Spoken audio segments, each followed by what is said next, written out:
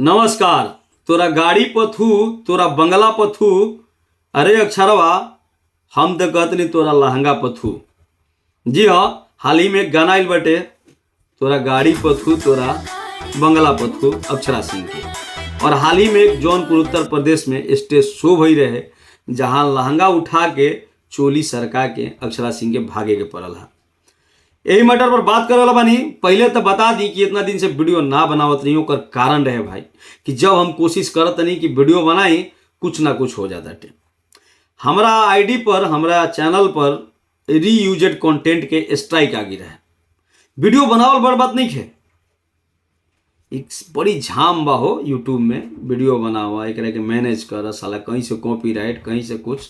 खैर अब कोशिश करत नहीं, अगर रिजॉल्व हो जाता डेटा डेली वीडियो डाले के ना होई तो आप लोग तो जानते बानी जा बड़का बिहरिया के एक और चैनल शुरू कर। लेकिन मुद्दा वाला बात ये बा कि जौनपुर उत्तर प्रदेश से लहंगा उठा के चोली सरका के अक्षरा सिंह के भागे के पड़ल। आपके क्या लागत है ऐसे अक्षरा सिंह के शिकायत भइल?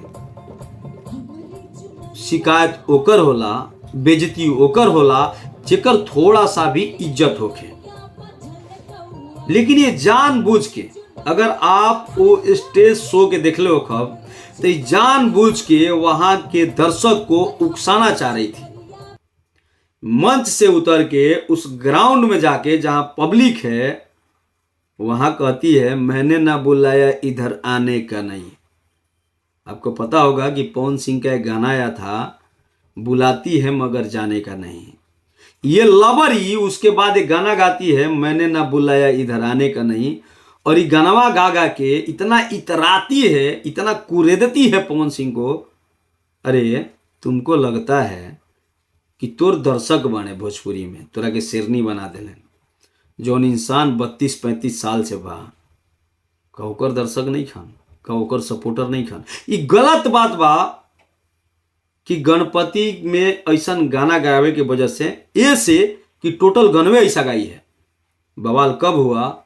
जब ये जाके पब्लिक के बीच में मैंने ना बुलाया इधर बहुत देर से कुरेद रही थी, घोप रही थी। वो तो बर्दाश्त कर लेता है, लेकिन जो उसको लोग चाहते हैं वो नहीं बर्दाश्त करेंगे। ठीक है। और गाना गाती है, तोरा बंगला पथू है, तोरा लहंगा पथू, मैंने ना बुलाया। कितने लोगों के बुलाई हो, कितने लोग बजा बजाए हैं, ये किसी से छुपा है जी? कौन नहीं जानता है भोजपुरी का? कैसा ढोल बजा, कितना लोग बजाए हैं। तो इतराओ मत भैया, कूदो मत भैया। आ तोरा गाड़ी बंगला पर, हमारा तो लागत है कि तो साइकिल पर चले, साइकिल खतीरा तोर जो हालत बा, ना गायकी बा, ना नाचे वाला ढंग के, मैं हे कके भोकाल बनीले बड़ो हैं। आप लोग के भी बुरा लागल यार, हमरो बुरा लागल वीडियो देख के, और एक गाना देख के तो और बुरा लागल। ये कहना क्या चाहती है करना, ये मतलब चर्चा में रहने के लिए किसी तरह से कोई डंडी बनाए या बंडी बनाए, इनको कोई फर्क नहीं पड़ता है कौन क्या बोलता है। इनको चर्चा में रहना है, व्यूज चाहिए इनको। बाकी इंतजार बहुत कर रहा बनी हम हर हर गंगे की ट्रेलर के। बहुत बेचैनी बाटे कि जब इतना बड़ा लेवल के फिल्म बा, आखिर ट्रेलर में का दिखावल जाता टे।